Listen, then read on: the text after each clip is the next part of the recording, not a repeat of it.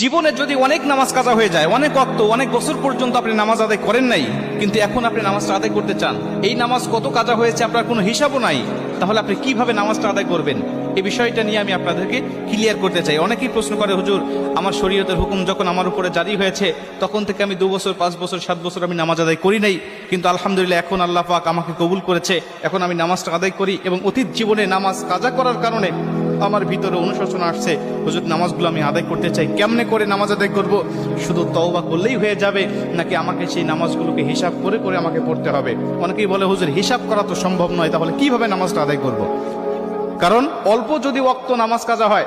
যেমন আজকে আপনি 2 ওয়াক্ত নামাজ কাজা করেছেন, আসর এবং মাগরিবের নামাজ আপনি আদায় করেন নাই, এশার নামাজের সময় আপনার স্মরণ হয়েছে বা আপনি অবসর হয়েছেন, ব্যস্ততা আপনার কমেছে, আপনি এখন কাজা নামাজটা আদায় করবেন, হিসাব করে আপনি এশার নামাজের আগে আসরের নামাজের 4 রাকাত আপনি কাজা নামাজ আদায় করলেন, মাগরিবের 3 রাকাত করলেন, তারপর এশার নামাজের আদায়